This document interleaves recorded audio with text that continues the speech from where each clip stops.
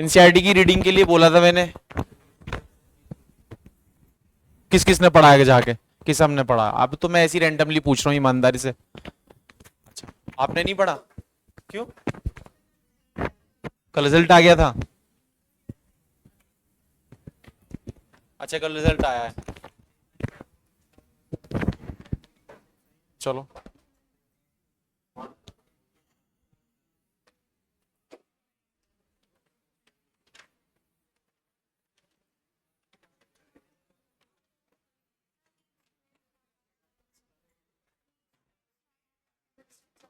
अभी नहीं मिला? मिल जाएगा अभी आपको, मिल जाएगा।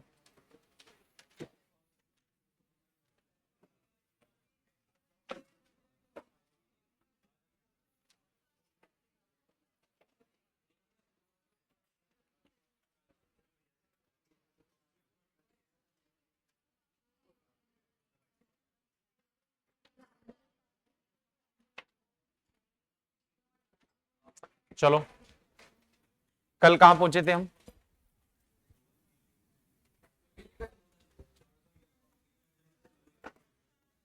अच्छा, मिलिकन ऑयल ड्रॉप मेथड हमने कर लिया था। चार जोन, उसके ब्रैकेट में आपने नेम लिखा था। मिलिकन ऑयल ड्रॉप मेथड, उसका नाम लिखना है ब्रैकेट में। जहां पे चार जोन इलेक्ट्रॉन हेडिंग थी, उसके ब्रैकेट में नाम लिखना है Millikan oil drop method. R A Millikan के नीचे लिख लो ब्रैकेट बना के कि इस एक्सपेरिमेंट का नाम मिलिकन ऑयल ड्रॉप मेथड भी है। Millikan oil drop method.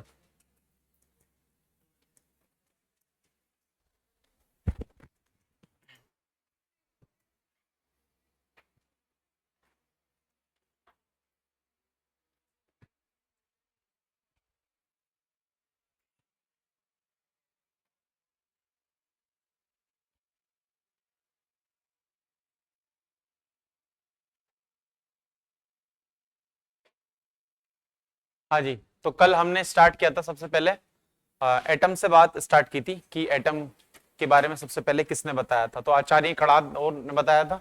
उसके बाद डाल्टन ने बताया था। फिर उसके बाद डाल्टन ने एटॉमिक थ्योरी दी थी। 4 पॉइंट दिए थे। फर्स्ट पॉइंट था कि कोई भी मैटर वो स्मॉलेस्ट पार्टिकल से मिलकर बना हुआ है, जिसको हम क्या बोलते हैं? एटम। सेकंड पॉइंट ये है कि जो भी कोई कंपाउंड फॉर्म होता है तो उसमें एटम फिक्स रेशियो में कंबाइन होते हैं।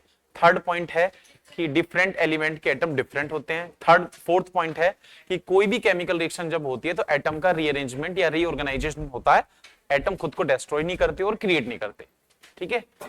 तो डाल्टन एटॉमिक थ्योरी के बाद फिर हमने पढ़ते हैं सब एटॉमिक पार्टिकल। सब एटॉमिक पार्टिकल तीन होते हैं जो हमें पढ़ने हैं, इलेक्ट्रॉन, प्रोटॉन और न्यूट्रॉन। इनकी डिस्कवरी के बाद डाल्टन एटॉमिक थ्योरी को रिजेक्ट कर दिया गया, क्योंकि डाल्टन कहते थे सबसे स्मॉलेस्ट पार्टिकल एटम है, जबकि इस एटम से भी स्मॉलेस्ट पार्टिकल हो सकते हैं, जो कि इलेक्ट्रॉन होंगे, प्रोटॉन होंगे और न्यूट्रॉन होंगे। ठीक है। तो फिर इसके बाद हमने क्या कहता है? Discovery of electron. इलेक्ट्रॉन की डिस्कवरी किसने की थी? जी। और कैथोड रेस की डिस्कवरी किसने की थी? फैराडे ने की थी। J Thomson. अरे इलेक्ट्रॉन पूछिए, कैथोड रेस मुझे, बात तो सेम ही है। कैथोड रेस किससे मिलकर बनती है? दोनों का आंसर जे थॉमसन है। ठीक है, जे थॉमसन होगा दोनों का आंसर, चाहे डिस्कवरी ऑफ कैथोड रेस पूछे या डिस्कवरी ऑफ इलेक्ट्रॉन पूछे। ठीक है। फिर इसमें हमने कैथोड रेस की प्रॉपर्टीज पढ़ी थी। पहला पॉइंट क्या था कैथोड रेस का? कैथोड रेस कैथोड से किसकी तरफ चलती है? एनोड की।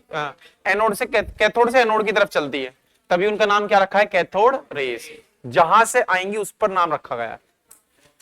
सेकंड पॉइंट, बिल्कुल स्ट्रेट ट्रेवल करती है, क्योंकि ये अगर इनके पास में कोई ऑब्जेक्ट रख दिया जाए तो शेडो का फॉर्मेशन होता है।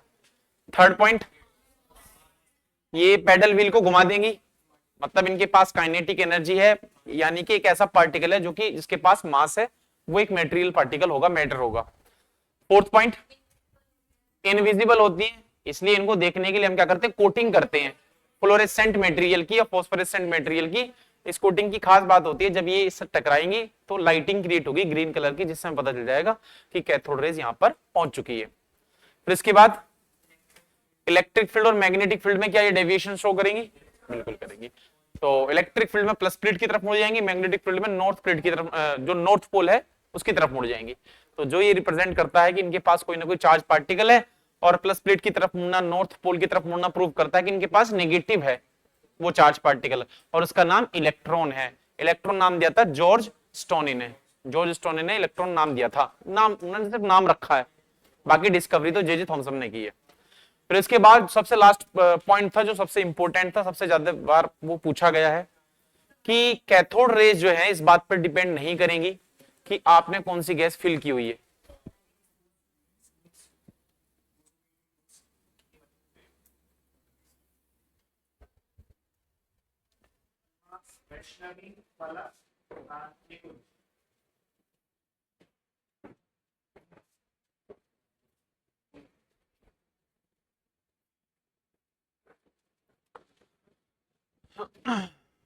तो इसमें हाँ, कैथोड रेज किस पर डिपेंड नहीं करती हैं? एक तो आपने कौन सी गैस भरी इस पर डिपेंड नहीं करेगा, और दूसरा इलेक्ट्रोड किस मेटल के बने हैं इस बात पर डिपेंड नहीं करेगा। अच्छा, ऐसा क्यों है कि कैथोड रेज गैस के नेचर पर डिपेंड नहीं करती? क्योंकि कैथोड रेज मिलकर बनती है इलेक्ट्रॉन से, और किसी भी गैस से निकलने वाला इलेक्ट्रॉन एक ही तो होता है, सेम ही तो होता है भाई। इलेक्ट्रॉन चाहे कहीं से भी आए वो तो सेम ही होगा, ठीक है। फिर उसके बाद हमने क्या करा था, डिस्कवरी की बात पढ़ा था कि चार्ज टू मास रेशियो, वो भी जे थॉमसन ने किया था कि हमने एक ट्यूब ली थी और हमने देखा था इलेक्ट्रिक फील्ड और मैग्नेटिक फील्ड को इस तरीके से बैलेंस किया था कि दोनों फोर्स इक्वल हो जाएं, और दोनों फोर्स को इक्वल करने के बाद E अपॉन M मतलब Q अपॉन M की वैल्यू निकल के आई थी फॉर कैथोड रेज और electron 1.76 into 10 to the power 11 coulomb पर kg। ये है कैथोड रेज या इलेक्ट्रॉन का चार्ज टू मास रेशियो। फिर इसके बाद हमने निकाला था चार्ज, जिसको बोलते हैं मिलिकन ऑयल ड्रॉप मेथड। ये मिलिकन ने कराया था एक्सपेरिमेंट। उन्होंने एक कंटेनर लिया था, ऑयल ड्रॉप लिए हैं, एटमाइजर लिया है, एक्सरे लिया है। एक्सरे क्या करती हैं, कंटेनर के अंदर जो एयर प्रेजेंट है उसको आयोनाइज कर देंगी। आयोनाइज करने से क्या होगा, एयर के अंदर से इलेक्ट्रॉन निकलेंगे, वो इलेक्ट्रॉन क्या करेंगे, ऑयल ड्रॉपलेट के चारों तरफ जाके चिपक जाएंगे। और फिर हम इलेक्ट्रिक फील्ड को कुछ इस तरीके से बैलेंस करेंगे कि ऑयल ड्रॉप पे लगने वाले जो 3 फोर्स हैं, 2 ऊपर की तरफ लगेंगे, एक लगेगा ऊपर की तरफ इलेक्ट्रिक फील्ड और इलेक्ट्रिक फोर्स, दूसरा लगेगा विस्कस फोर्स, और डाउनवर्ड लगेगा ग्रेविटेशनल। इनको इस तरीके से एडजस्ट करेंगे ताकि ये बैलेंस हो जाए। एक फोर्स जब ड्रॉपलेट रुक जाएगी तो वो खत्म हो जाएगा। कौन सा फोर्स है वो जो खत्म है, विस्कस फोर्स। जब मोशन में आएंगे तभी वो लगता है, और जब वो रुक जाएगी तो वो खत्म हो जाएगा। ऑयल ड्रॉपलेट जब रुक जाएगी तो रुकने के बाद फोर्स बैलेंस हो जाएंगे, अपवर्ड और डाउनवर्ड। तो दोनों को बैलेंस करेंगे, दोनों का फॉर्मूला लिखेंगे, तो वहां से इलेक्ट्रॉन का चार्ज निकल के आएगा 1.6 into 10 to the power -19 coulomb. ये मैग्नीट्यूड है, अगर साइन के साथ बोलेगा तो माइनस लगा देंगे। फिर यहां से मिलिकन ऑयल ड्रॉप से न्यूमेरिकल स्टार्ट हो गए थे हमारे। फॉर्मूला, पहला फॉर्मूला आया था Q is equal to NE। किसी भी ऑयल ड्रॉप पे टोटल चार्ज निकालने का formula Q is equal to NE होगा। NE फॉर्मूला ये प्रूव करता है या तो चार्ज 1E होगा, 2E होगा, 3E होगा, 4E होगा, 5E होगा। मतलब किसी भी ऑयल ड्रॉप पे जो चार्ज है वो E का इंटीग्रल मल्टीपल होगा, और E की वैल्यू कितनी है 1.6 into 10 to the power -19 coulomb. मतलब सबसे स्मॉलेस्ट चार्ज कौन सा पॉसिबल है, 1.6 into 10 to the power -19 coulomb. इससे लोवेस्ट चार्ज नहीं हो सकता, है ना। तो अगर हम इनसे अलग से भी क्वेश्चन दे दिया जाए और 4-5 वैल्यू दे दी जाए, तो आप 4-5 वैल्यू में देखना कि बाकी सारी वैल्यू किस वैल्यू का इंटीग्रल मल्टीपल है। तो जिसका बाकी सारी वैल्यू इंटीग्रल मल्टीपल होंगी वही इलेक्ट्रॉन का चार्ज हो जाएगा। कल एक क्वेश्चन भी हमने इस पे किया था, है ना। अब इसके बाद हेडिंग लिखें calculation of mass, calculation of mass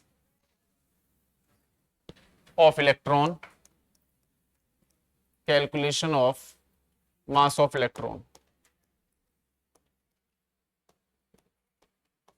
हमने इलेक्ट्रॉन का चार्ज टू मास रेशियो निकाल लिया और इलेक्ट्रॉन का चार्ज निकाल लिया। अभी इलेक्ट्रॉन का मास बचा हुआ है कि अभी इलेक्ट्रॉन का मास हमें निकालना है। Calculation of mass of electron,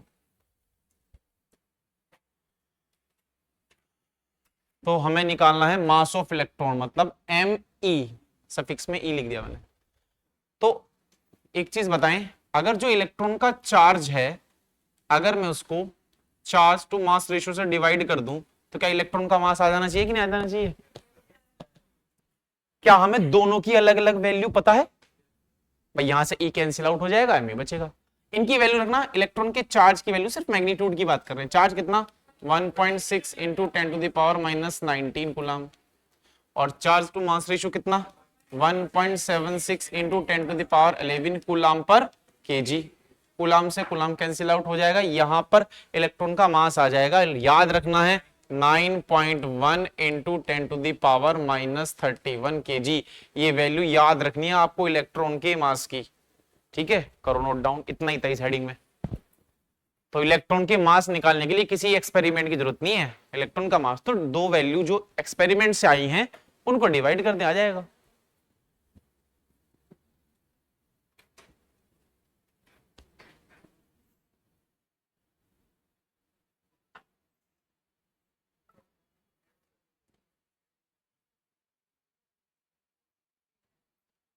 बताओ कुछ पूछना है,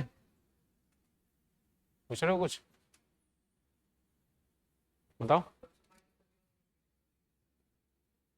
ऊपर जाएगी ना पावर, ये तो कैलकुलेशन है।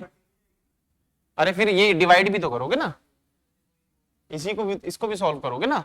1.6 इंटू 10⁻13 इंटू 10⁻11 और 1.76 है। देखो ये वैल्यू जो है 1 से कम नहीं आएगी, तो फिर एक पॉइंट इधर खिसकाओगे, फिर पावर बढ़ेगी। ये तो सॉल्व करना आता होगा भाई, मैं ये मान के चल रहा हूँ ये पावर सॉल्व कर लोगे आप, ये नहीं कर पाओगे भाई। इसको डिवाइड करो 1.76, ये कितना आएगा माइनस, नहीं कितना हो जाएगा, ये 30 हो जाएगा। जब इसको आप डिवाइड करोगे ना, तो डिवाइड करने पर ये 0.91 के समथिंग आएगा इंटू 10⁻30। जब पॉइंट इधर खिसकाओगे तो कितना हो जाएगा, ये 10⁻31। ये हो जाएगा, ऐसा करने का सॉल्व।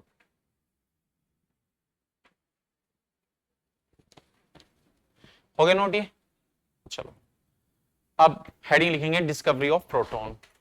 दूसरा सब एटॉमिक पार्टिकल है डिस्कवरी ऑफ प्रोटॉन, और इसको हम बोलेंगे डिस्कवरी ऑफ पॉजिटिव रेज भी इसको बोल सकते हैं, या फिर कैनाल रेज भी इसको बोल सकते हैं।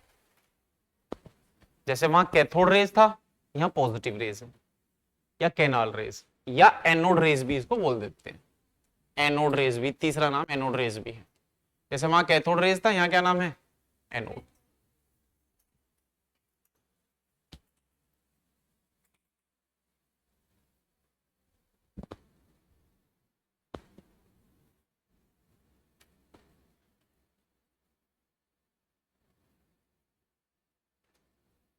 हेडिंग लिखे हैं सिर्फ,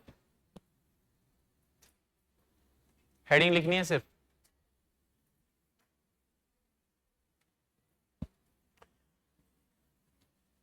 डायग्राम वही है जो हमने किस में लिया था, डिस्कवरी ऑफ इलेक्ट्रॉन में लिया था।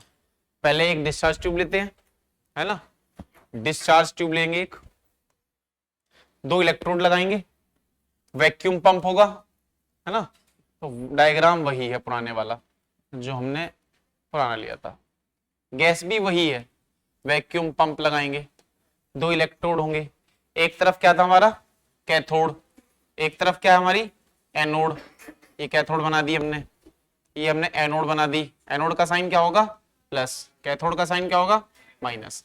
दोनों को किससे कनेक्ट करेंगे, एक हाई वोल्टेज बैटरी से, है ना, और काफी सारी बैटरी यहां पे दिखाएंगे क्योंकि हाई वोल्टेज है। ये प्लस को प्लस से कनेक्ट करेंगे, माइनस को माइनस से। वोल्टेज कितना रखना 10,000 से 20,000, तो 10 kV से 20 kV वोल्ट के बीच में। कौन सी गैस फिल की थी इसमें याद है, हाइड्रोजन गैस, ठीक है, ये हमने हाइड्रोजन गैस फिल की थी हमने। बाकी हम वैसे तो कोई भी गैस फिल कर सकते हैं, कोई भी गैस आप फिल कर सकते हैं, ठीक है, हाइड्रोजन गैस हम लेके चल रहे हैं।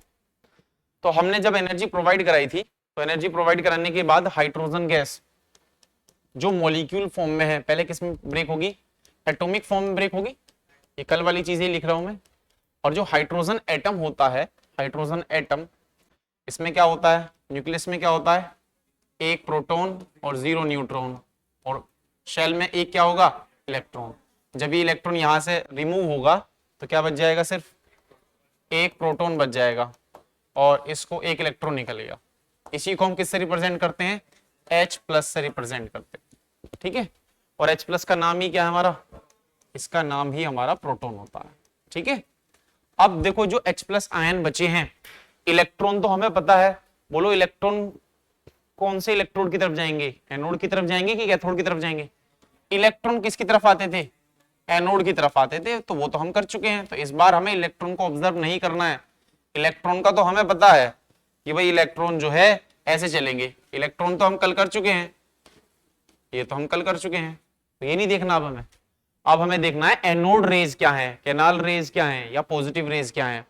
अब ये जो प्रोटॉन बचा है, प्रोटॉन पे चार्ज बताओ कितना है, पॉजिटिव। तो बताओ H प्लस आयन जिसको हम प्रोटॉन बोल रहे हैं, ये किस साइड चलेगा, ये तो कैथोड की तरफ चलेगा। तो अगर कैथोड की तरफ ये चलेगा तो ये जो पार्टिकल हैं जिनको हम पॉजिटिव आयन बोल रहे हैं, इनको हम पॉजिटिव आयन बोल देते हैं, मैं प्लस लिख देता हूं, इसका मतलब H प्लस है। तो ये किस साइड चलेंगे, ये तो कैथोड की तरफ चलना स्टार्ट कर देंगे। तो जब ये एक साथ मिलकर कैथोड की तरफ चलेंगे तो ये भी तो एक ये रेज का फॉर्मेशन करेंगे। जब बहुत सारे पार्टिकल एक साथ मिलकर चलेंगे तो ये भी रेज का फॉर्मेशन करेंगे। अब क्योंकि ये रेज किसकी तरफ से आती हुई लग रही है, यहां अगर हम हो जाए तो हमें एनोड की तरफ से आती लगेंगी, तो इनका नाम क्या है, एनोड रेज, एनोड रेज। ठीक है, अगेन वही वाली बात जो कैथोड में थी कि ये इनविजिबल होंगी, इनविजिबल होंगी तो इनको डिटेक्ट करने के लिए हम क्या करेंगे, बैक साइड में कोटिंग करेंगे। कोटिंग के लिए क्या करेंगे, पहले हमें कैथोड को क्या करना पड़ेगा, उसमें छोटे छोटे होल करने पड़ेंगे जिसको हम परफोरेटेड कैथोड के नाम से जानेंगे, है ना। तो मैं ऐसे बना देता हूं साइड से ताकि इसमें यहां दिख जाए हमें, और बैक साइड में हम कर देंगे कोटिंग। कोटिंग किसकी करते हैं, जिंक सल्फाइड की कोटिंग कर देंगे। यहाँ पे ये हमने कोटिंग कर दी है, और ये ऐसे मटेरियल होते हैं कि जब यहाँ इसमें रेज टकराती हैं तो ये ग्लो करने लगते हैं, हमें पता चल जाएगा कि एनोड रेज आई है। ठीक है, तो इधर भी ग्लो होता है और उधर भी ग्लो होता है, इसका मतलब इधर भी रेज मिल रही है और इधर भी रेज मिल रही है, तो इन्हीं को बोला जाता है एनोड रेज। अब क्योंकि ये पॉजिटिव हैं तो जितनी प्रॉपर्टी हमने कैथोड रेज की पढ़ी है, क्या वही प्रॉपर्टीज होंगी लेकिन अपोजिट होंगी, जो चार्ज वाली बातें हैं वो तो अपोजिट हो जाएंगी। बाकी जैसे पहला पॉइंट उसका क्या था कि वो चलती हैं कहां से कहां, एनोड से कैथोड से एनोड की तरफ, इसलिए उनका नाम क्या है, कैथोड रेज। इसका क्या पहला पॉइंट क्या होगा, एनोड से कैथोड की तरफ। उसका दूसरा पॉइंट क्या था, स्ट्रेट ट्रेवल चलती हैं, ये भी क्या होती हैं, स्ट्रेट ट्रेवल। कैसे प्रूव करेंगे, शैडो रख देंगे या शैडो का फॉर्मेशन हो जाएगा अगर कोई ऑब्जेक्ट यहां पर रख दें। उसका थर्ड पॉइंट क्या था, अगर यहाँ पे कोई पेडल व्हील रख दें वो भी रोटेट करना स्टार्ट कर देगा, जैसे कैथोड रेज रोटेट करती हैं। तो इसका मतलब ये भी एक ऐसे मटेरियल पार्टिकल से मिलकर बनी हुई है जिसके पास क्या है, मास। भैया अभी नोट ना करें, रुक जाओ, अभी पहले कुछ पॉइंट रिवाइज करा दूं, वो बता रहा हूं, अभी आ रहे हैं उस पे भी आएंगे। तो पहले आप डायग्राम बनाएंगे और सारे पॉइंट नोट करेंगे और ये देखेंगे कि इसके अलावा कोई और गैस भरेंगे तब क्या होगा। डायग्राम बनाएंगे पहले वही, चलो।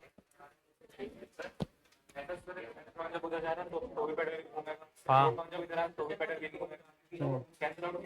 क्या नहीं, अब मुझे एक बात कैंसिल आउट हो जाएंगे, एंड वो ऐसे एक ऐसे चल रही है, एक ऐसे चल रही है, तो उस साइड रखेंगे ना, बिल्कुल कॉर्नर में रखेंगे, मतलब वहीं पे पहुंचे। कैथोड एनोड रेज तो फिर आगे जा चुकी होंगी ना, और एनोड रेज कोई यहां से थोड़ी ओरिजिनेट हो रही है, यहां से थोड़ी आ रही है, तो बीच में से ओरिजिनेट हो रही है, गैस के बीच में से, कोई वहां से थोड़ी चलती हुई आ रही है कि वहां के पेडल व्हील को घुमा देंगी। हम इधर कॉर्नर में रखेंगे ना पेडल व्हील, वो अपना घुमाएगा पेडल व्हील, वो अपना घुमाएगा पेडल व्हील। पहले डायग्राम बनाओ,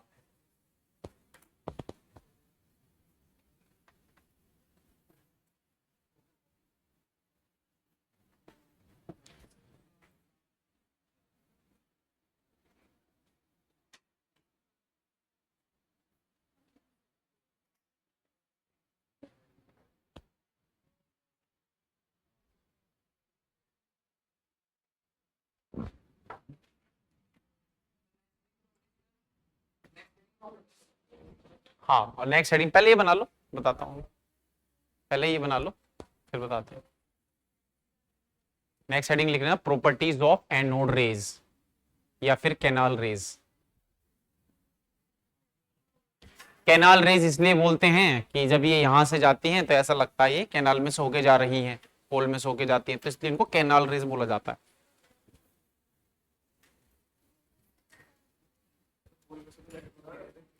वो इनका ना, या तो भाई अगर भाई या तो उसका नाम रखते हैं इसका नाम, दोनों में से एक सेलेक्ट कर लिया, मतलब ये रैंडम बात है, कोई ऐसी बात नहीं है कि प्रॉपर्टी से रिलेटेड है।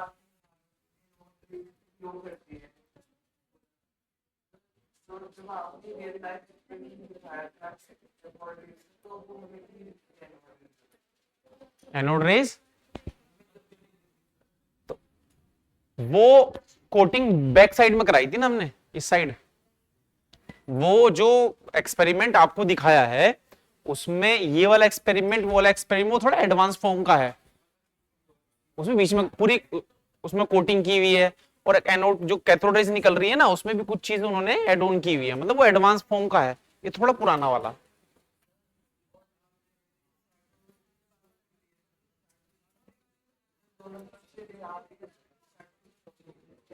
नहीं, दोनों तरफ से कहां आ रही है भाई, ये इन्होंने भी पूछा था। एनोड रेज और कैथोड रेज, ये कंफ्यूजन मत करना कि यहां से निकल रही है भाई, गैस ट्यूब के बिल्कुल बीच में से कहीं चलेंगे ये। तो जब मैं अगर यहां ऑब्जेक्ट रख दूंगा तो कैथोड रेज ही तो फॉर्म करेंगे, ये कैसे बना दी, तो चली बीच में से रही है, एक साइड से, एक यहां से नहीं आ रही है, यहां से थोड़ी आ रही है, ये तो यहां से ओरिजिनेट हो रही है। इनका ओरिजिन इलेक्ट्रोड नहीं है, इनका ओरिजिन है दोनों इलेक्ट्रोड के बीच में जो गैस मॉलिक्यूल भरे हुए वहां से ओरिजिनेट हो रही है। और अगर वहां से ओरिजिनेट हो रही है तो इसका ऑब्जेक्ट हम यहां रखेंगे बिल्कुल इसके पास, ताकि ये वाली टकराए, इस वाले का ऑब्जेक्ट हम यहां रखेंगे ताकि ये वाली टकराए। और अगर एक आधा पार्टिकल टकरा भी देगा यहां पे, यहां रखने पर, तो एक आधा पार्टिकल शेडो को थोड़ा ना डिस्टर्ब कर देगा। मान लो एक आधा पार्टिकल टकरा भी गया, कि सर हो सकता है एक मॉलिक्यूल यहां घूम रहा है हाइड्रोजन का, तो अगर वो टकरा भी गया तो वो जो कैथोड रेज में शेडो बनाई है उसको डिस्टर्ब नहीं कर पाएगा। मैक्सिमम जो एनोड रेज है वो तो यहां पे दिखेंगी आपको, क्योंकि यहां से ओरिजिनेट हुई, यहां से ओरिजिनेट हुई, यहां पे आके वो कलेक्ट होंगी, यहां पे आके दिखना स्टार्ट होंगी पूरी।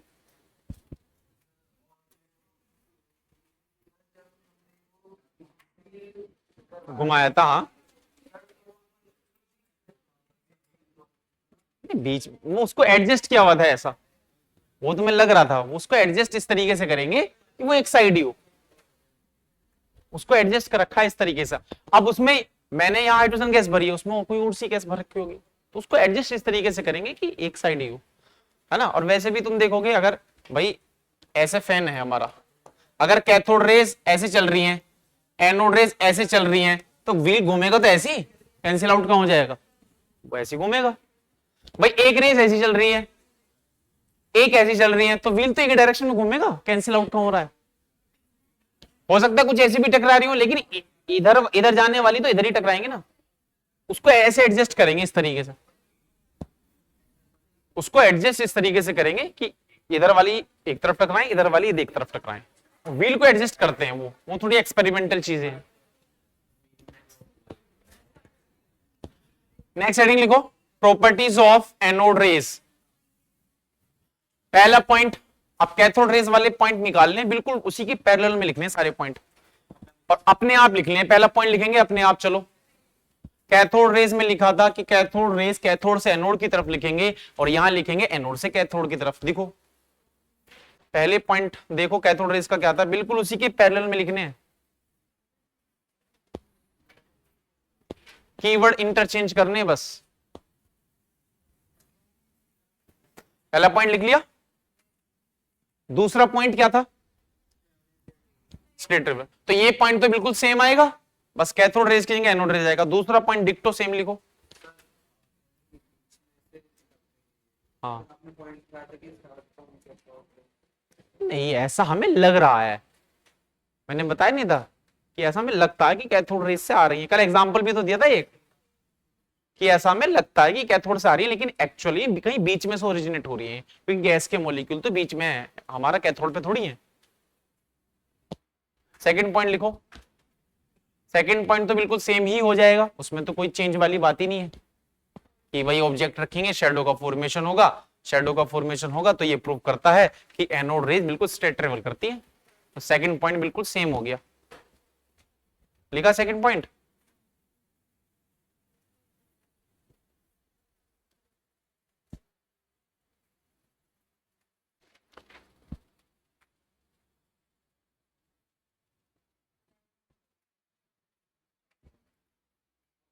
थर्ड पॉइंट बताओ क्या था,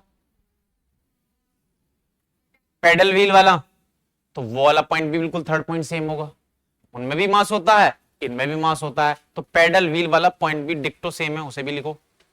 थर्ड पॉइंट याद हो जाएंगे। थर्ड पॉइंट भी बिल्कुल सेम है, कैथोड रेज भी पेडल व्हील को घुमाती हैं, ये भी पेडल व्हील को घुमाएंगी।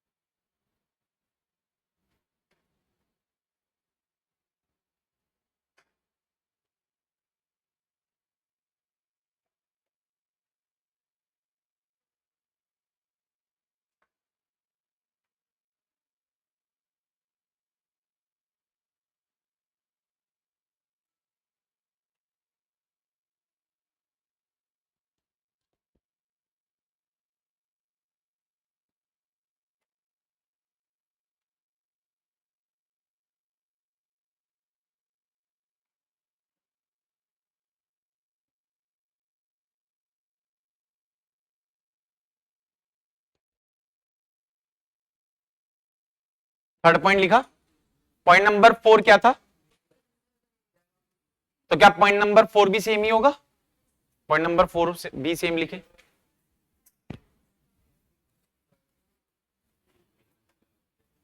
ये भी इनविजिबल होंगी, इनको भी डिलीट करने के लिए आपको कोटिंग करनी पड़ेगी।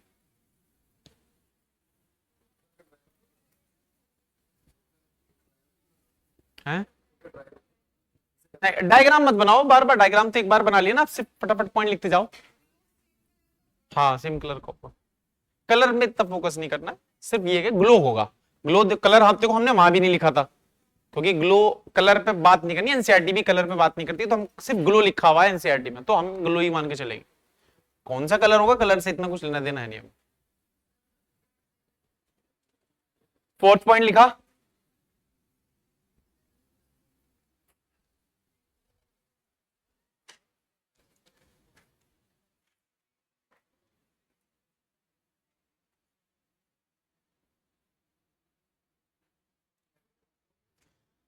फिफ्थ पॉइंट क्या था? इलेक्ट्रिक और मैग्नेटिक फील्ड। अब इसमें चेंज आएगा, इसमें डिफ्लेक्शन तो आएगा ही आएगा, लेकिन इसमें जो डेविएशन है उसके अपोजिट आएगा। तो क्या लिखा आपने पॉइंट डेविएशन वाला? नहीं, पॉइंट क्या लिखा, पॉइंट बताएं पढ़ के, क्या लिखा था कैथोड रेज में? कैथोड रेज का पॉइंट क्या लिखा था? When electric magnetic field are applied to cathode rays, तो आप लिखेंगे are applied to anode rays is क्या है? Discharge in discharge tube the rays are deflected, so we can say that they consist of charge particle and direction of deflection shows that cathode rays consist of negative charge particle called electrons। ठीक है, ये कर सकते हैं। Last में electron की जगह आप क्या लिखेंगे? प्रोटॉन। ठीक है, एनोड की जगह क्या लिखेंगे? Cathode rays. बाकी पॉइंट सेम है, लिखो लिखो पॉइंट। जहां कैथोड रेज है वहां एनोड रेज लिख देना, जहां इलेक्ट्रॉन आया है वहां पे प्रोटॉन लिख देना। चार्ज पार्टिकल बोला है, नेगेटिव पॉजिटिव की तो बात ही नहीं की है, लिखा है वहां पे नेगेटिव लास्ट में लिखा है, तो जहां नेगेटिव चार्ज आया वहां क्या लिखोगे? Positive charge. तो ये वाले कीवर्ड अपोजिट कर दो।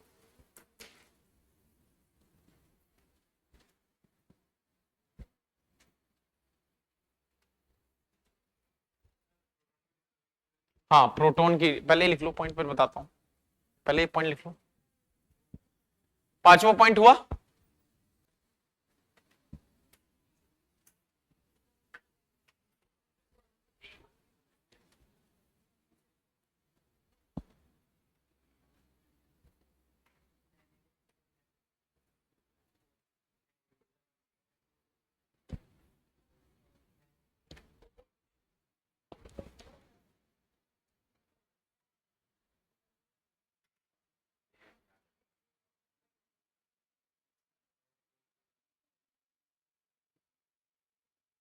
5वां पॉइंट लिखा। पॉइंट नंबर 6 क्या है? अभी नहीं लिखा, फिर पॉइंट लिखो लिखो।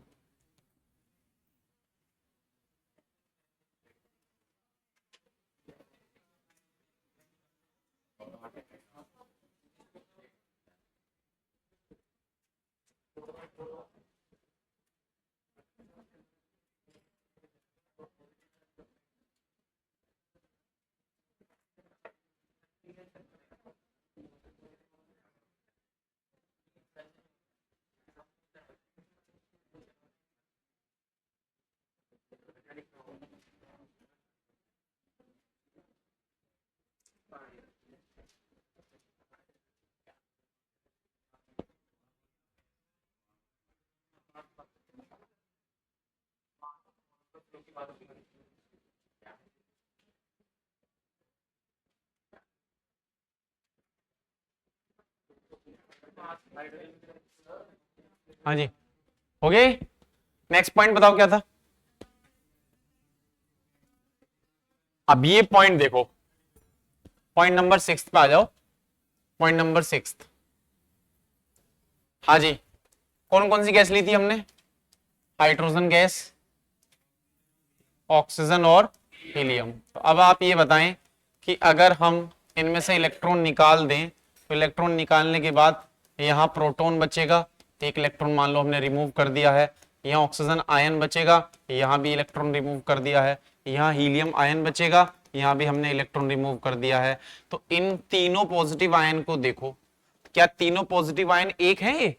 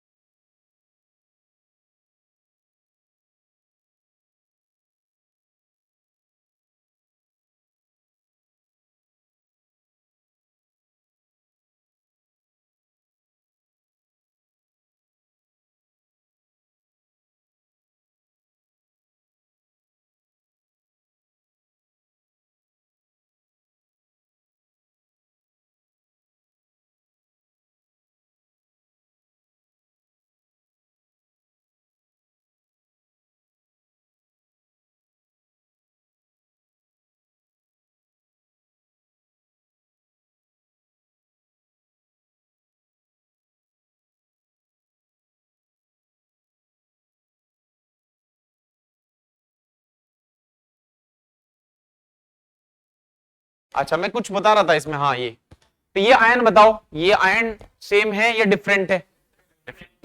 तो अगर ये डिफरेंट है तो क्या इन तीनों आयन से बनने वाली एनोड रेज भी डिफरेंट होंगी? तो इसका मतलब एनोड रेज इस बात पे डिपेंड करती हैं कि आपने डिस्चार्ज ट्यूब के अंदर कौन सी गैस फिल की है। तो पहली बात तो ये हो गई, ठीक है। अच्छा, मेटल इलेक्ट्रोड में तो अब मतलब इलेक्ट्रोड किस मेटल का बना है इस बात पे तो एनोड रेज भी डिपेंड नहीं करेंगी। मेटल के इलेक्ट्रोड से क्या मतलब, मेटल इलेक्ट्रोड का ना तो कैथोड रेज में कोई रोल था ना यहाँ पे कोई रोल है, उसका तो बस इतना रोल है कि वो कनेक्शन में हेल्प कर रहा है बस।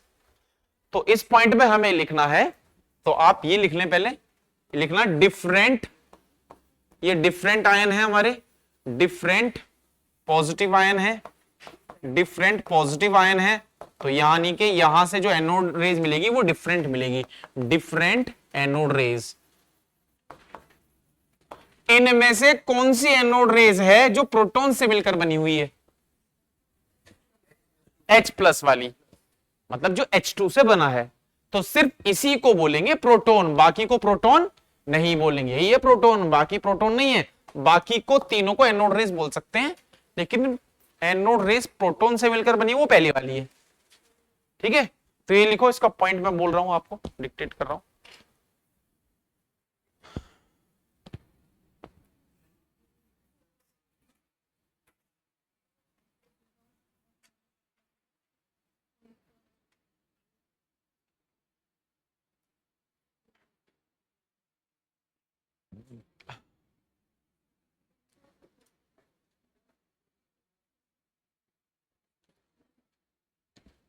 ये लिख लिया आपने? तो आप लिखिए कि नेचर ऑफ एनोड रेस, ये लिखा आपने बोर्ड पे जो लिखा है,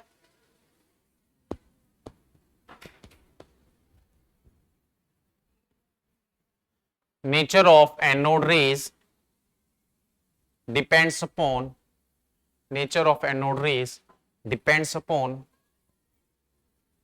type of gases, type of gases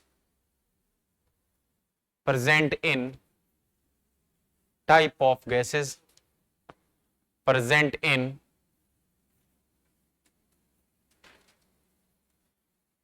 discharge tube, present in discharge tube। ठीक है, और ये तो लिख लिया होगा आपने क्या? हाँ, वो भी देख रहे हैं क्या इसका है? हाँ, वो बताएं, बता उस पे आ रहे हैं। क्या इसके बाद और क्या पॉइंट लिखा था आपने? इसके बाद यही पॉइंट थे ना? अच्छा, कैथोड रेस के बाद फिर क्या आपने चार्ज टू मास रेशियो निकाला था, है ना?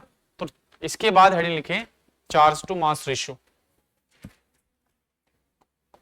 Of, charge to mass ratio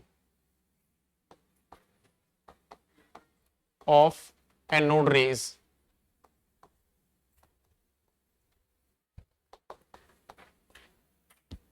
ठीक है, charge to mass ratio of anode race.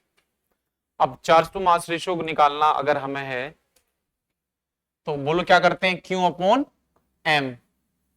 इस बार मास किसका रखेंगे, इलेक्ट्रॉन का या फिर प्रोटॉन का? प्रोटॉन का तब जब आपने कौन सी गैस ली हो, हाइड्रोजन। अगर हाइड्रोजन नहीं है तब तो मास आएगा जो पॉजिटिव आयन बचा हुआ है, जो रह गया, जैसे O+ रह गया था, हीलियम प्लस रह गया था, उसका मास आएगा। तो मैं यहां पे मास लिख देता हूं पॉजिटिव आयन। ठीक है, तो अगर हम चार्ज टू मास रेशियो निकालें किसके लिए, उस हाइड्रोजन गैस के लिए, हमने हाइड्रोजन गैस भरी हुई है, तो हाइड्रोजन गैस में जो H+ आयन बनता है, बोलो कितना चार्ज आपको दिखाई दे रहा है यहाँ पे, +1। और ये +1 -1 के बराबर ही है मैग्नीट्यूड में, साइन में अलग है। और -1 मतलब इलेक्ट्रॉन पे चार्ज कितना होता है, 1.6 इंटू 10⁻⁻19 कूलम मैग्नीट्यूड में। मतलब जहां पर Q है वहां पर हम E रख सकते हैं, लेकिन किस साइन के साथ रखेंगे, प्लस के साथ। इलेक्ट्रॉन के चार्ज के बराबर ही होगा मैग्नीट्यूड में +1। और मास किसका रखेंगे, बोलो मास H2 में क्या बनता था, प्रोटॉन, तो मास ऑफ किसका आएगा, प्रोटॉन का मास आएगा। ठीक है, अब यहां हम निकाल देंगे भाई, हमें ये वैल्यू रखेंगे और प्रोटॉन का मास है वो रख देंगे। अभी प्रोटॉन का मास मैं बता दूंगा कितना होता है। हाँ जी बोलो, वो बता, अभी पहले पूरा एक्सप्लेन कर दूंगा फिर दोबारा बताऊंगा, अभी पहले पूरी बात सुन लो जरा। चार्ज और मास का रेशियो हम निकाल रहे हैं। पहले हमने ये रेशियो हाइड्रोजन गैस के लिए निकाला। हाइड्रोजन गैस में बनता है H+ आयन, और H+ आयन पे +1 चार्ज होता है। जो +1 चार्ज होगा वो -1 चार्ज के मैग्नीट्यूड में बराबर होगा, साइन में अलग होगा। साइन में ये प्लस है, वहां -1 होगा। मैग्नीट्यूड में वो भी 1.6 इंटू 10⁻⁻19 है, ये भी 1.6 इंटू 10⁻⁻19 ही होगा। चार्ज प्रोटॉन इलेक्ट्रॉन पे बराबर ही होते हैं, सिर्फ साइन का फर्क होता है। ठीक है, इलेक्ट्रॉन का मास होता है 9.1 इंटू 10⁻31 kg, जबकि प्रोटॉन का मास अभी मैं आगे चल के बताने वाला था, लेकिन यहां लिख सकते हैं इलेक्ट्रॉन का चार्ज कितना है, 1.6 इंटू 10⁻⁻19 कूलम, और प्रोटॉन का मास होता है 1.672 इंटू 10⁻⁻27 किलोग्राम। ये जो भी वैल्यू आई हम इसको कैलकुलेट कर लेंगे। ठीक है, ये अभी आप कैलकुलेट करके मुझे बताएंगे, वो कर लेंगे हम। लेकिन अगर आप मुझे एक बात बताओ, अगर यही चार्ज टू मास रेशियो में निकालूं, लेकिन इस बार मेरे पास जो आयन है, पॉजिटिव आयन है हमारे पास, इस बार मान लो हाइड्रोजन नहीं है, तो मैं ऑक्सीजन गैस के लिए निकाल रहा हूं, तो बताना क्या, चलो चार्ज तो आप वही रख देंगे, मान लो आपने एक इलेक्ट्रॉन निकाला तो चार्ज तो चलो आपने वही रख दिया, क्या मास यही आएगा प्रोटॉन का मास? नहीं आएगा। प्रोटॉन का आएगा जो ऑक्सीजन का आयन बनेगा, जो ऑक्सीजन का आयन बनेगा उसका आएगा। तो क्या ये वैल्यू ऊपर वाली वैल्यू के बराबर आएगी? अलग आएगी ना। क्या हर बार गैस चेंज करने पर ये वैल्यू बदल जाएगी? तो इसका मतलब ये है कि एनोड रेस के लिए charge to mass ratio constant नहीं रहता है। जब हमने हेडिंग लिखी थी तो वहां एक बात और लिखी थी, कांस्टेंट लिखा था। तो यहां से एक बात पता चली कि एनोड रेस के लिए charge to mass ratio constant नहीं रहता है, जबकि कैथोड रेस के लिए कांस्टेंट है। वैल्यू क्या है? 1.76 into 10 to the power 11 coulomb पर केजी। क्या ऐसी वैल्यू हमें इसके लिए भी याद रखनी है? नहीं याद रखनी। सर क्यों नहीं याद रखनी? क्योंकि गैस चेंज होगी, चेंज हो जाएगा। तो कितनी वैल्यू याद रखोगे आप? भाई एक वैल्यू हो तो याद करो, कितनी याद रखोगे? लेकिन फिर भी अगर आप प्रोटॉन की याद रखना चाहें तो रख सकते हैं। ये तो आप ही मुझे बताएंगे कैलकुलेट करके कितना आ रहा, लेकिन ये सिर्फ प्रोटॉन के लिए होगा। क्या oxygen gas, nitrogen gas, helium gas, सबके लिए यही वैल्यू होगी या सबके लिए अलग होगी? सबके लिए अलग होगी। तो चार्ज टू मास रेशियो सबके लिए अलग होता है। क्यों? क्योंकि जैसे गैस बदलोगे मास बदल जाएगा, और मास बदलेगा तो चार्ज अपॉन मास का रेशियो भी बदल जाएगा, क्योंकि आयन का मास अलग अलग होता है। ठीक है, तो ये वैल्यू मुझे कैलकुलेट करके बताएंगे सभी कितनी आ रही है। इसे सॉल्व करके देखते हैं कौन बताता है। इसके आगे मैं लिख रहा हूं डिफरेंट मिलेगा मास, डिफरेंट मिलेगा, ये different from hydrogen gas, hydrogen gas से डिफरेंट मिलेगा। ये कैलकुलेट मत करना, ऊपर वाला कैलकुलेट करके मुझे बता दो वैल्यू कितनी आ रही है। ये आ रहा है, माइनस आएगा। माइनस कैसे आ जाएगा? अच्छा ठीक है, बाकी भी बताएं कितना आ रहा है। बाकी मुझे कैलकुलेट करके बताएंगे कितना आ रहा है।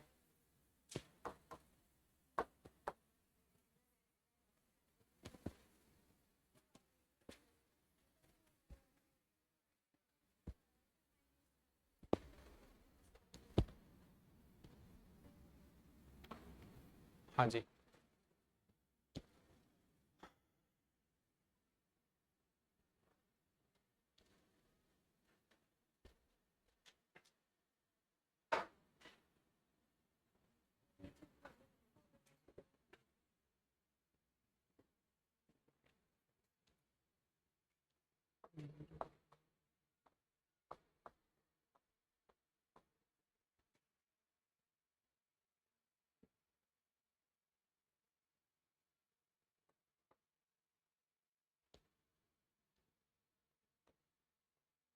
लिखने आ रहा है कि 9.57 into 10 to the power 8 coulomb पर केजी।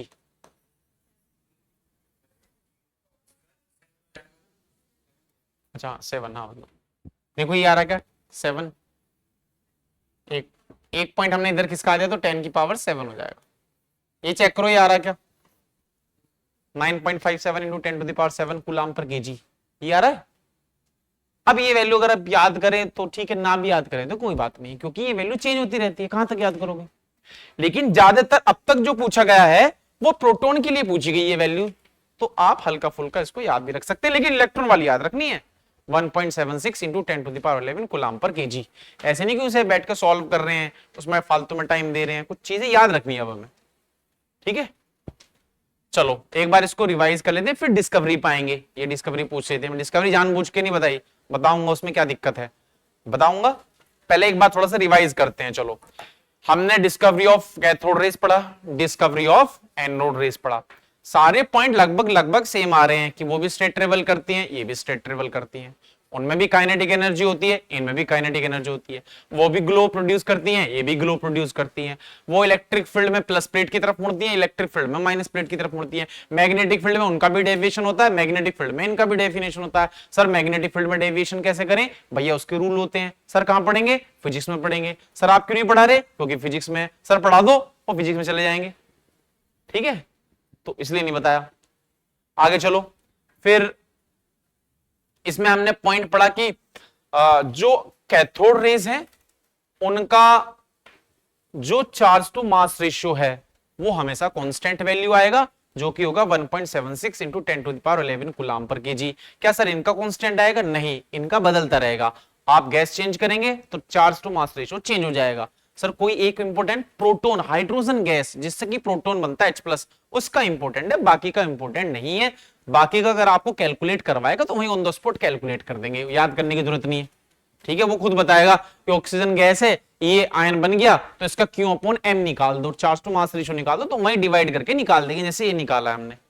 ठीक है, तो इसकी वैल्यू कितनी आई है? 9.57 इंटू 10⁻7 कूलाम पर केजी। जो कैथोड रेज होती हैं वो इस बात पर डिपेंड नहीं करती कि आपने कौन सी गैस फिल की है, क्योंकि अल्टीमेटली हर गैस से इलेक्ट्रॉन बाहर आता है, जबकि एनोड रेज इस बात पर डिपेंड करती है कि आपने कौन सी गैस फिल की है, क्योंकि एनोड रेज मिलकर बनती है पॉजिटिव आयन से, और हर एक गैस का पॉजिटिव आयन अलग अलग होगा तो एनोड रेज भी अलग अलग होगी। ठीक है, अब इसकी डिस्कवरी पे आते हैं। डिस्कवरी पे नोट बना के लिखो। जो अब देखो पूरी बात ध्यान से सुनना भाई। हाँ जी, जो ये कैनाल रेज थी, एनोड रेज, इनके बारे में जो स्टडी की है, एनोड रेज की जो डिस्कवरी की थी वो की थी गोल्डस्टाइन ने। गोल्डस्टाइन, ठीक है, आइजन गोल्डस्टाइन पूरा नाम था इनका। इन्होंने एनोड रेज की डिस्कवरी कर दी। इन्होंने ये भी बता दिया कि एनोड रेज पॉजिटिव पार्टिकल से मिलकर बनी हुई है, बस इतनी बात बताई गोल्डस्टाइन ने। फिर इसके बाद आते हैं रदरफोर्ड। रदरफोर्ड, अब रदरफोर्ड क्या करते हैं? फर्दर स्टडी करते हैं। स्टडी करने पर उन्हें पता लगाते हैं कि भाई ये जो एनोड रेज हैं, अगर एनोड रेज हम बना रहे हैं और गैस हाइड्रोजन भर दी जाए, तो हाइड्रोजन भरने के बाद एक आयन मिलता है H+, जिसका नाम क्या होता है? प्रोटॉन। तो एनोड रेज प्रोटॉन वाली, वो एनोड रेज जो प्रोटॉन से मिलकर बनी है, वो बताया है रदरफोर्ड ने। गोल्डस्टाइन तो सिर्फ इतना बता के चले गए कि आप कोई सी भी गैस भर ले एनोड रेज बनती है, सिर्फ इतनी बात गोल्डस्टाइन ने बताई है। रदरफोर्ड ने बताया अगर आप हाइड्रोजन गैस भर ले तो प्रोटॉन से मिलकर बनेंगी एनोड रेज। इसका मतलब प्रोटॉन की डिस्कवरी किसने की है? रदरफोर्ड ने। कोई एनोड रेज पूछे तो डिस्कवरी किसने की थी है? आइजन गोल्डस्टाइन ने। गोल्डस्टाइन ने, ठीक है भाई, समझ गए पूरी बात। एनोड रेज बताई है गोल्डस्टाइन ने, और एनोड रेज पॉजिटिव पार्टिकल से मिलकर बनती है, ये भी गोल्डस्टाइन ने। लेकिन कौन सा पॉजिटिव पार्टिकल कौन सी रेज बनाता है, ये बात की है रदरफोर्ड ने। रदरफोर्ड ने बोला कि अगर मैं हाइड्रोजन गैस भर दूं तो हाइड्रोजन गैस से पॉजिटिव आयन एक बनेगा जिसको प्रोटॉन बोलते हैं, और प्रोटॉन भी एनोड रेज बनाएगा। मतलब गोल्डस्टाइन ने ऊपर ऊपर की बात बोली है, जनरल, स्पेसिफिक करा है रदरफोर्ड ने। मतलब प्रोटॉन की डिस्कवरी रदरफोर्ड ने की है। ठीक है, तो ये लिख ले, एनोड रेज गोल्डस्टाइन और प्रोटॉन रदरफोर्ड। ठीक है, ई गोल्डस्टाइन, आइजन गोल्डस्टाइन बोल रहा था तो ई डॉट गोल्डस्टाइन कर लेना।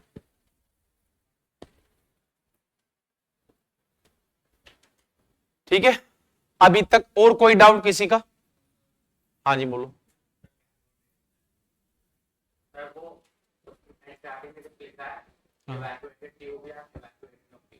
हाँ, बैठ जाओ। कल मैंने एक बात बोली थी, वैक्यूम पंप लगाना हमें। तो वैक्यूम पंप का काम क्या है? ट्यूब के अंदर जितनी भी एयर भरी है उसको निकाल के बाहर फेंक देना, इसी को बोलते हैं इवैक्यूएटेड ट्यूब।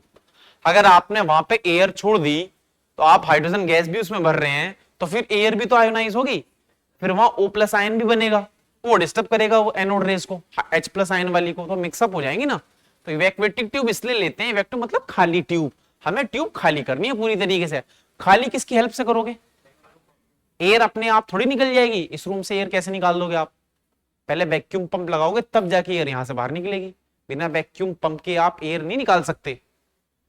ठीक है, तो ये मतलब है इवैक्यूएटेड ट्यूब का, वो हमें खाली करना ही पड़ेगा, क्योंकि आप जो भी गैस लोगे वो पूरी ट्यूब में वही गैस होनी चाहिए ना, उसके अलावा ना हो कुछ भी। अगर आपने एयर छोड़ दी तो फिर तो वो charge to mass ratio detect नहीं हो पाएगा एक्यूरेट, दोनों गैस मिक्सअप आ जाएंगी, बन तो जाएंगी एनोड रेज हमारी कैथोड रेज, लेकिन वो मिक्सअप होगा, उसका क्यू अपॉन एम नहीं निकाल पाओगे फिर आप, क्योंकि आप किसका मास रखोगे, कौन सी गैस के आयन का मास रखोगे, H प्लस का रखोगे क्या O प्लस का रखोगे। और एयर में तो और भी गैस होती है, नाइट्रोजन भी होती है, हीलियम भी होती है, बहुत कम अमाउंट में, सारी गैस होती है, लेकिन मेन होती है दो, इसलिए एयर को हमें वहां से निकालना पड़ेगा, ट्यूब को खाली करना पड़ेगा, इवैक्यूएट करना पड़ेगा। हाँ बताओ।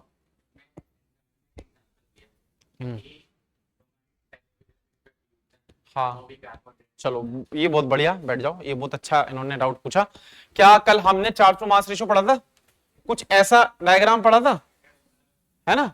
तो किसी ने पुराने वाले टीवी देखे, बड़े से चौड़े से पीछे से देखे थे, उनकी शेप ऐसी तो थी नहीं थी ऐसी, उनमें ऐसी टीवी, ये टीवी ऐसी था, अगर मैं यहाँ बना दूं ये, अगर आप उन टीवी को किसने देखो तो ऐसी ट्यूब लगी होती थी उनमें।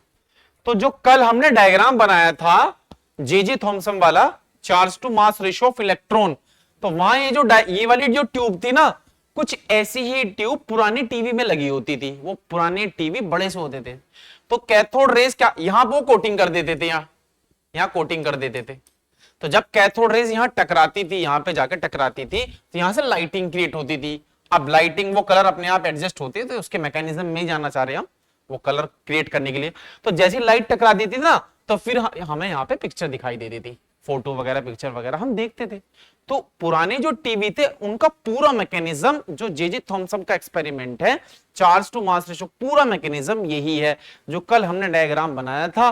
पुराने टीवी में आज भी वही लगा हुआ है, अगर किसी के पुराने टीवी हो आज जाकर उसको खोल देना और देखना, उसमें वही लगा हुआ है। हालांकि अब तो वो कहीं दिखते नहीं, बहुत रेयर, गांव में अगर कहीं दिखेगा तो मिल जाएगा, शहरों में तो शायद वो कहीं दिखेगा नहीं अब। तो ये बात है वो, तो जो पुराने टीवी हुआ, अब जो नए हैं जैसे ये है, इसमें नहीं लगा हुआ ये, इसमें तो सब एलईडी सिस्टम है, इसमें नहीं लगा हुआ ये, इसमें तो पूरा एडवांस फॉर्म है। तो ये पूरा बेसिक चीजें हैं जो पुराने टाइम में यूज होती थी। ठीक है, और कोई डाउट, आगे चलें। चलो अब आगे देखते हैं। एक नोट बना के फिर से लिखो, अगर आपने नोट बना लिया था पहला नोट, तो उसको सेकंड नोट लिख देना। अगर नोट की हेडिंग लिखी हुई है अभी भी, तो उसको सेकंड नोट लिख देना, और नहीं लिखी हुई है तो दूसरा नोट। नोट लिखा हुआ है ना, तो उसको बना लो पहला नोट, इसको बनाओ दूसरा नोट। नोट नंबर 2 ये कहता है, देखो इलेक्ट्रॉन का मास, अब कुछ वैल्यू में याद करनी है। इलेक्ट्रॉन का मास बोलो कितना, 9.1 into 10 to the power -31 kg। Proton का मास अभी बोला था मैंने आपको, 1.672 into 10 to the power -27 kg। कौन, किसका वेट ज्यादा है, किसका मास ज्यादा है, प्रोटॉन का। ये बता सकते हैं कितने टाइम्स ज्यादा है, तो चलो मुझे डिवाइड करके बताएंगे, मास of proton, mass of electron. मैं ये जानना चाह रहा हूं कि एक प्रोटॉन इलेक्ट्रॉन से कितने गुना, कितने टाइम्स भारी है, कितने टाइम्स हैवियर है, तो रेशो मुझे बताएंगे फटाफट डिवाइड करके। चलो बताओ, मैं ये जानना चाह रहा हूं कि प्रोटॉन जो है इलेक्ट्रॉन से कितने टाइम्स, कितने गुना भारी है। 5000 गलत, और कोई गलत, बिल्कुल एक्यूरेट बताओ, ये हवाबाजी में आंसर मत दो, मुझे डिवाइड करके बिल्कुल एक्यूरेट बताओ, एक्यूरेट चाहिए एकदम, एक्यूरेट नहीं है, एक्यूरेट बताओ, एक्यूरेट बताओ, देखते हैं एक्यूरेट कौन बताएगा बिल्कुल मुझे, क्योंकि एक्यूरेट ही यूज करना है।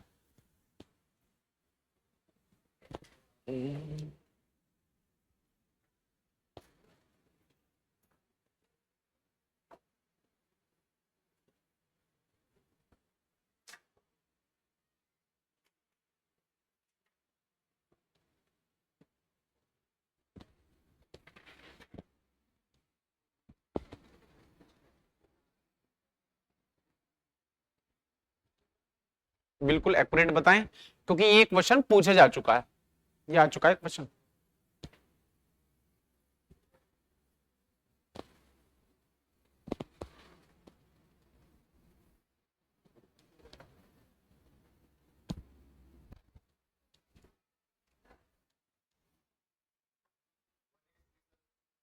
ठीक है, बिल्कुल ये बिल्कुल एक्यूरेट है।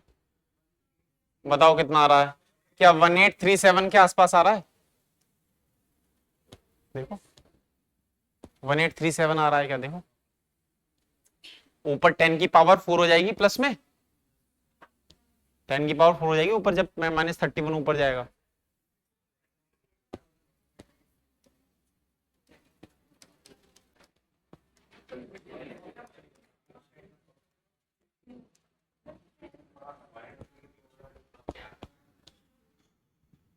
तो एक प्रोटॉन का मास इलेक्ट्रॉन के मास से कितने गुना होता है, 1837। यानी कि जब मैं 1800 के करीब इलेक्ट्रॉन लेक को मिला दूंगा ना, तब जाके एक प्रोटॉन के बराबर मास होगा, है ना, एक प्रोटॉन के बराबर मास होगा। इस चीज को पहले नोट करो। इससे कुछ कंक्लूजन निकालना हमें, ये चीज नोट करो।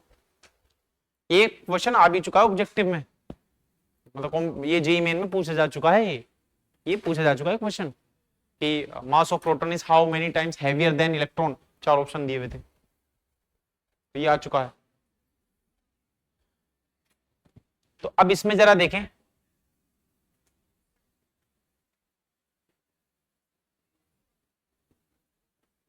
ये नोट करने के बाद यहां से कुछ कंक्लूजन हमें निकालना है, क्योंकि अभी एक पार्टिकल और बचा हुआ है, कौन सा, उसका रास्ता यहीं से निकलेगा। ये हो गया नोट।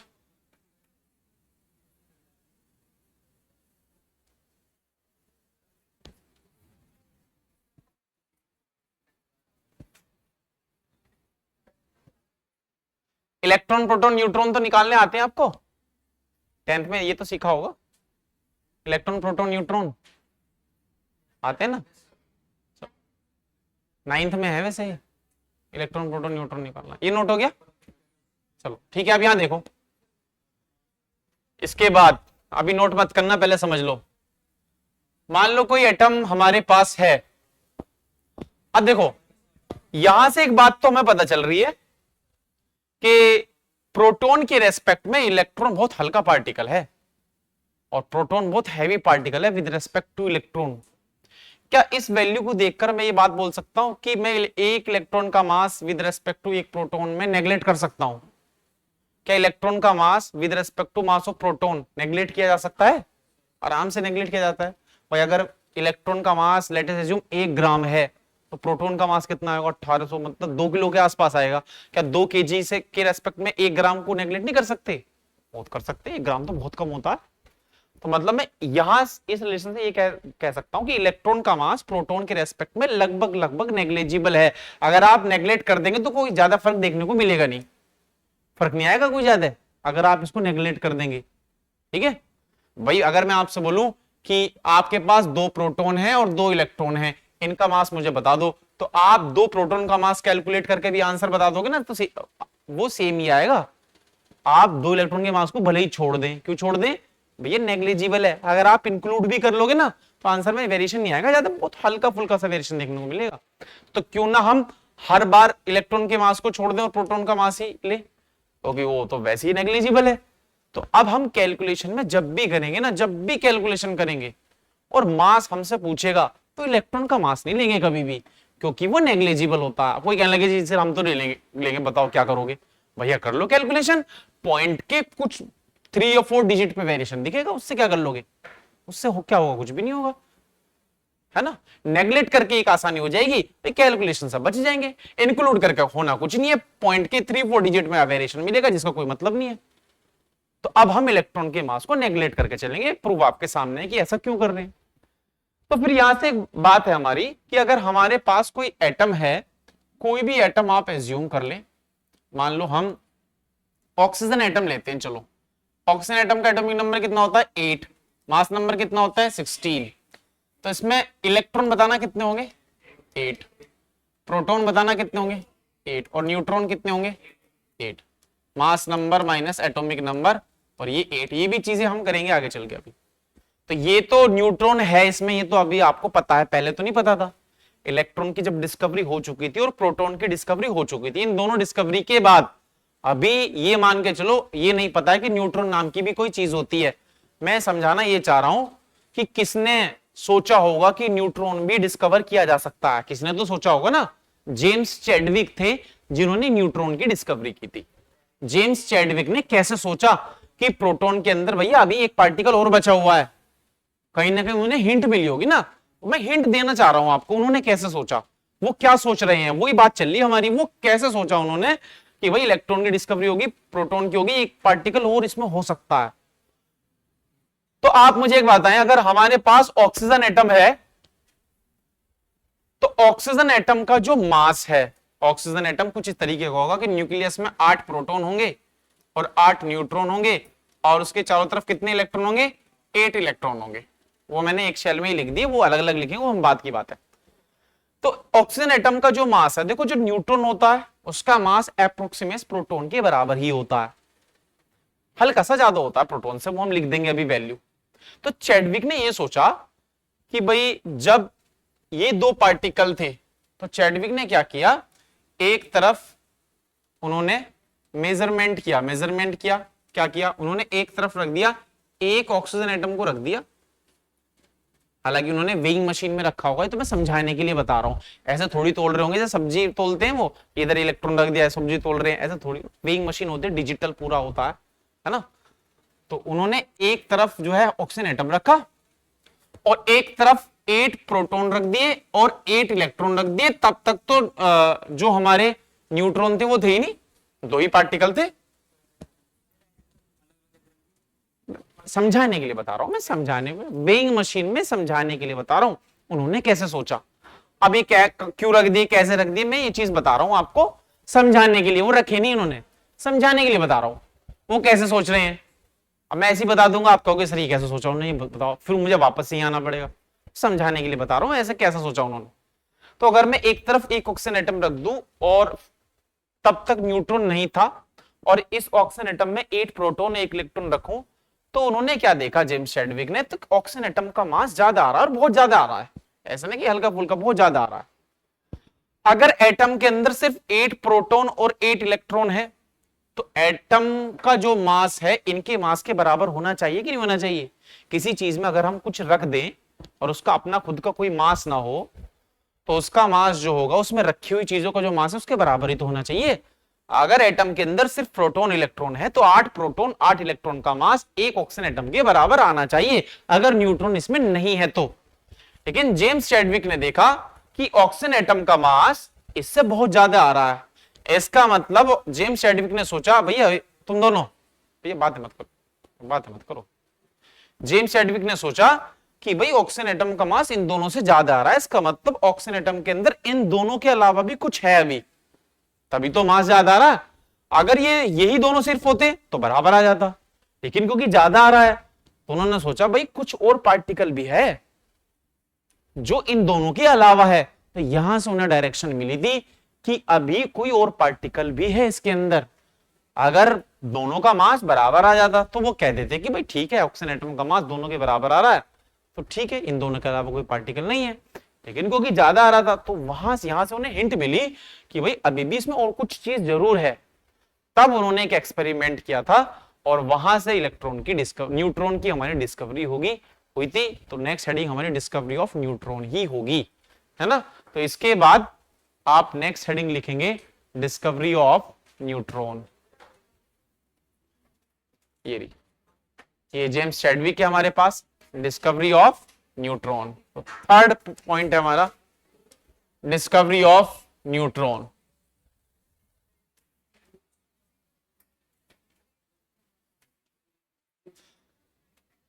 हाँ जी देखो, अब पहले हेडिंग लिखेंगे सिर्फ, इसके अलावा कुछ नहीं।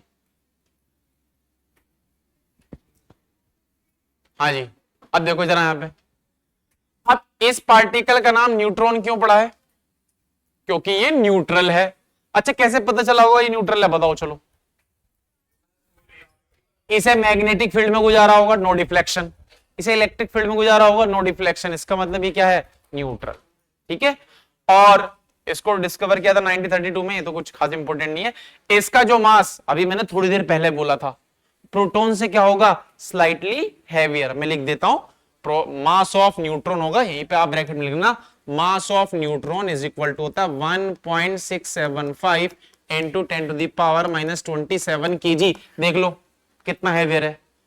प्रोटॉन कितना था 1.672, यहां कितना है 675, पॉइंट की 3 डिजिट में फर्क है, तो ये तो बहुत कम है, बाकी पावर तो सेम ही है, तो इसलिए न्यूट्रॉन स्लाइटली हैवियर होगा विद रिस्पेक्ट टू प्रोटॉन। ठीक है, कैसे बनाया उन्होंने? उन्होंने क्या बनाया, बेरिलियम की एक थिन शीट ली, बेरिलियम है ना, एक बेरिलियम की थिन शीट ली कुछ ऐसे करके, फॉइल ऐसे कर दें, थिन शीट ली बेरिलियम की, और कुछ पार्टिकल लिए, जहां से जो पार्टिकल अल्फा पार्टिकल आ रहे थे, क्या आ रहे थे भैया, अल्फा। अब अल्फा पार्टिकल क्या होता है बता दूंगा मैं, ये पढ़ा है क्या कहीं, न्यूक्लियस ऑफ हीलियम एटम, अभी मैं बता दूंगा इसको। अल्फा पार्टिकल को रिप्रेजेंट करते हैं He+2 से, ये अल्फा पार्टिकल का रिप्रेजेंटेशन है। हीलियम पे अगर +2 चार्ज आ जाए तो उसको अल्फा पार्टिकल बोला जाता है। तो जब हीलियम +2 की बेरिलियम से रिएक्शन कराई गई, तो मतलब बेरिलियम पे बॉम्बार्डिंग कराई गई अल्फा पार्टिकल की, तो ऐसा करने पर अब ये वाली जो रिएक्शन है ये केमिकल रिएक्शन नहीं है, ये न्यूक्लियर रिएक्शन है। केमिकल रिएक्शन मॉलिक्यूल में होती है, न्यूक्लियर रिएक्शन एटम में होती है, तो ये एटम में रिएक्शन चल रही है। तो होगा क्या, एक कार्बन एटम बन गया और एक अननोन पार्टिकल बना जिसको हम क्या बोलते हैं, न्यूट्रॉन। न्यूक्लियर रिएक्शन की खास पहचान होती है रिएक्टेंट साइड मास नंबर का summation product side mass number के समेशन के बराबर होगा, और रिएक्टेंट साइड एटॉमिक नंबर का summation product side atomic number के समेशन के बराबर होगा।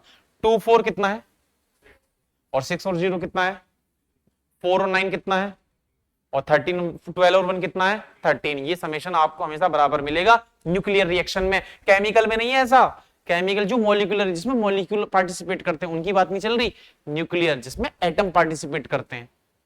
तो यहां से एक अननोन पार्टिकल मिला, इसी पार्टिकल का नाम क्या रखा उन्होंने, न्यूट्रॉन। इसी पार्टिकल का नाम न्यूट्रॉन है।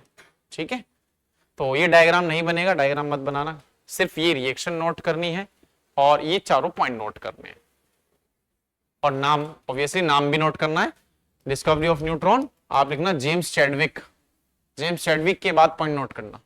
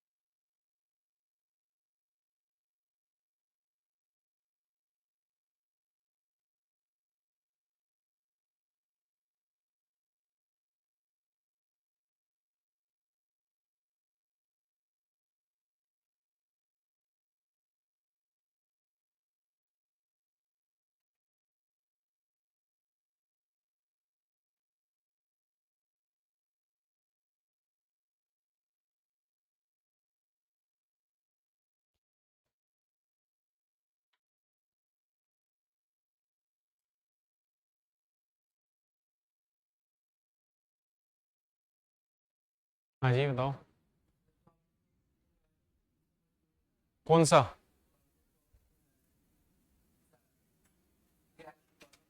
ये अब इसकी भी वीडियो दिखाऊंगा मैं, इस एक्सपेरिमेंट की वीडियो दिखाऊंगा। अभी ये वीडियो से स्क्रीनशॉट लिया था मैंने, प्रोटॉन और इसी बिल्कुल इसी तरीके से, मतलब उसके कुछ और एक्सपेरिमेंट है वो हमें नहीं बढ़ने, इनकी वैल्यू याद रखनी है सिर्फ। ठीक है, अभी मैं इसकी वीडियो दिखाऊंगा, जब एक पीरियड हो रहा है उसमें स्टार्टिंग में दिखाऊंगा इसकी वीडियो एक्सपेरिमेंट की। ठीक है, एक्सपेरिमेंट सिर्फ इतना है, एक बेरिलियम की शीट ली है, उस पे अल्फा पार्टिकल आ रहे हैं, अल्फा पार्टिकल आएंगे तो एक कार्बन का पार्टिकल बनेगा और एक अननोन पार्टिकल बनेगा जिसको हम न्यूट्रॉन बोल रहे हैं। इतना सा एक्सपेरिमेंट है। ये न्यूक्लियर रिएक्शन है। न्यूक्लियर रिएक्शन में ऐसा ही होता है। यूरेनियम से थोरियम बन जाता है, प्लूटोनियम बन जाता है, चेन रिएक्शन होती है, न्यूक्लियर रिएक्शन ऐसी चलती है। यूरेनियम से थोरियम बन जाता है, थोरियम से प्लूटोनियम बन जाता है। न्यूक्लियर रिएक्शन ऐसी चलती है कि एक एटम दूसरे एटम में कन्वर्ट हो जाता है। नहीं, तो न्यूक्लियर रिएक्शन के लिए बात नहीं है ये जो मैंने बोली थी। तो डाल्टन की तो गलत है, मैंने बोला था रिजेक्ट कर दिया, बाकी पॉइंट भी गलत है आगे चल के। तो मैंने स्टार्टिंग में रिजेक्ट लिखवाया तो है, सारे पॉइंट गलत है उसके। आप अगर आगे देखें तो कार्बन, कार्बन सी कार्बन तो होता है। ये डायग्राम मत बनाना, इसकी मैं वीडियो दिखाऊंगा अभी आपको। कहा कंजर्व हो तो रहा है, उधर भी 13 है, इधर भी 13 है, बताया तो था। जेड कहाँ है? एटॉमिक नंबर, जेड मतलब एटॉमिक नंबर। जेड का सिंबल होता है एटॉमिक नंबर, ए का सिंबल होता है मास नंबर। मास नंबर को ए, एटॉमिक नंबर को जेड लिखा जाता है, रिप्रेजेंटेशन है बस।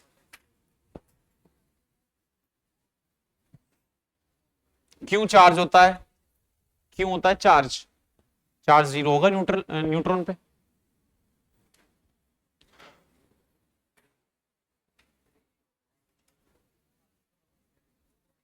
एक्सपेरिमेंट की मैं वीडियो दिखा दूंगा इसकी, है ना। इसका डायग्राम न बनाना, सिर्फ रिएक्शन लिखनी है। रिएक्शन लिख ली, चलो। तो अब हमने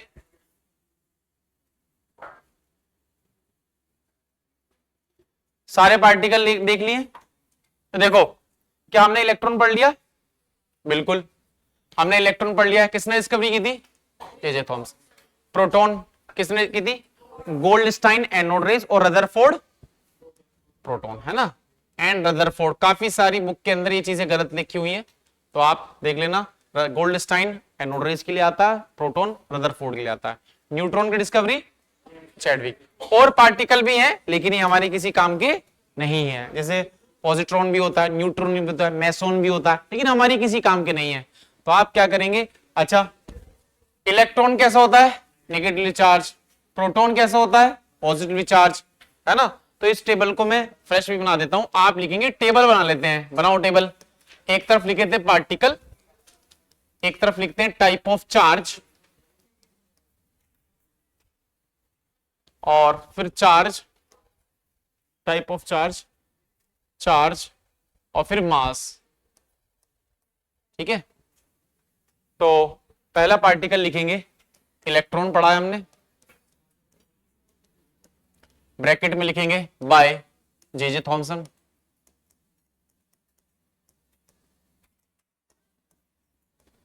टाइप ऑफ चार्ज लिखेंगे नेगेटिव, और चार्ज की वैल्यू आपको पता है -1.6 into 10⁻⁻19 coulomb, mass 9.1 into 10⁻⁻31 kg।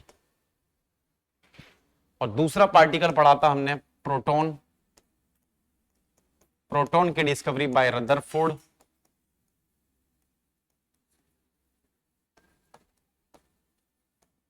Type of charge लिखेंगे पॉजिटिव, चार्ज लिखेंगे +1.6 इंटू 10⁻⁻19 कूलम, और मास लिखेंगे 1.672 इंटू 10⁻⁻27 kg। थर्ड होगा हमारा न्यूट्रॉन पड़ा है। न्यूट्रॉन की डिस्कवरी की है जेम्स चैडविक ने।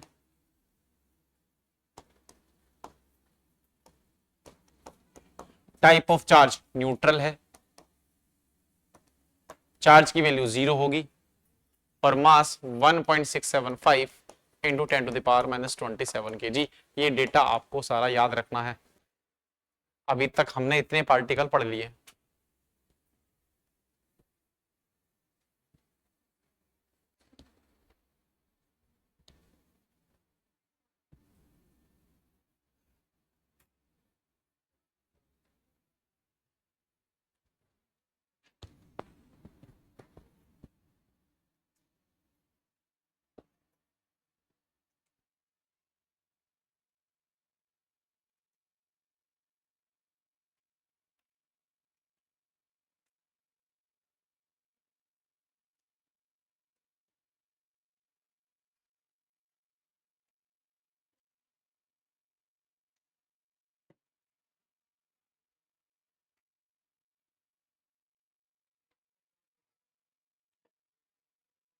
एनोड रेस की डिस्कवरी गोल्डस्टाइन, वो नहीं लिखा क्योंकि हम पार्टिकल की बात चल रही है, वो हमने वहां लिख लिया अलग। हो गया। अब नोट बना के कुछ छोटे छोटे पॉइंट हम लिखेंगे।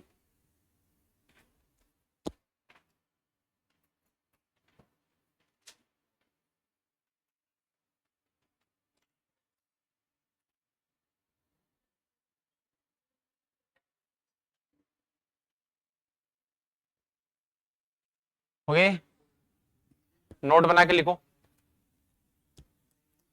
कुछ पॉइंट इन्हीं पार्टिकल के बारे में, कुछ पॉइंट। पहला पॉइंट ये है कि जब भी कहीं आप E लिखा देखो तो इसका मतलब होगा 1.6 इंटू 10⁻⁻19 कूलम, ये इसका मतलब होगा। और प्रोटॉन का चार्ज और इलेक्ट्रॉन का चार्ज मैग्नीट्यूड में बराबर होंगे। मोड लगाया, मोड का मतलब जानते हैं, मैग्नीट्यूड में बराबर होंगे, साइन की बात ही नहीं कर रहे हम, ठीक है। और मास ऑफ प्रोटॉन अप्रोक्सीमेट बराबर ही होगा मास ऑफ न्यूट्रॉन के। भाई अप्रोक्सीमेट तो बराबर ही है, भाई पॉइंट की 3 डिजिट में तो फर्क है, तो अप्रोक्सीमेट क्या कैलकुलेशन के लिए, हम कैलकुलेशन पर्पस के लिए उनको इक्वल मान के कर सकते हैं, क्योंकि पॉइंट की 3 डिजिट में ज्यादा वेरिएशन नहीं दिख रहा, तो अप्रोक्सीमेट बराबर होंगे और दोनों को इक्वल मानेंगे 1 AMU। क्या AMU जानते हैं क्या? Atomic mass unit. तो जिसने ब्रिज कोर्स पढ़ा होगा तो 1 AMU की वैल्यू बताई थी मैंने, वो प्रोटॉन का मास ही था। बताओ क्या थी वैल्यू? -24 ग्राम बताई होगी, और यहां मैंने किलोग्राम, तो इसको ग्राम में चेंज करना, वही तो आ जाएगा 24। भाई ये वैल्यू बताई थी ना मैंने आपको, 1.6 इंटू 10⁻⁻24 ग्राम। क्या ये वैल्यू प्रोटॉन का मास न्यूट्रॉन का मास ही तो है? भाई जो वैल्यू 10⁻⁻27 है, इसमें 1000 की मल्टीप्लाई करो, -24 ही तो आ जाएगा, ये तो आ जाएगा, ये नहीं आए? बताओ आ जाएगा ये? क्या था, मैं एक डिजिट के लिख देता हूं, -27 kg, kg को ग्राम में करने के लिए किसकी मल्टीप्लाई करेंगे? 1000 की, ये तो आ जाएगा, ठीक है। एक ये बात ध्यान रखेंगे, डिवाइड होगा, मल्टीप्लाई तो होगा, तो मल्टीप्लाई किया है। पॉइंट नंबर 4, प्रोटॉन तो आप जानते हैं, प्रोटॉन किसको बोलते हैं? H+ आयन को, है ना। अल्फा पार्टिकल देख लेते हैं, अल्फा पार्टिकल क्या होता है। अल्फा पार्टिकल क्या होगा, देखो, क्या हीलियम एटम जानते हैं क्या होता है? 2He4, ये होता है हीलियम एटम। तो हीलियम एटम मतलब न्यूक्लियस में कितने प्रोटॉन होंगे? 2 प्रोटॉन। कितने न्यूट्रॉन होंगे? 2 न्यूट्रॉन। और कितने इलेक्ट्रॉन होंगे? 2 इलेक्ट्रॉन। तो एक काम करो, ये जो 2 इलेक्ट्रॉन आपको दिख रहे हैं इनको रिमूव कर दो। रिमूव करने पर हमारा न्यूक्लियस में 2 प्रोटॉन बचेंगे, 2 न्यूट्रॉन, और इलेक्ट्रॉन हट जाएंगे हमारे, ठीक है। तो ये तो है हमारा हीलियम एटम। और रिमूव करने पर अगर आपने 2 इलेक्ट्रॉन हटाए हैं, 2 इलेक्ट्रॉन हटने पर 2 प्रोटॉन बचेंगे, तो यानी कि हीलियम पे 2 प्रोटॉन के बराबर मतलब +2 चार्ज बचेगा। इस He+2 आयन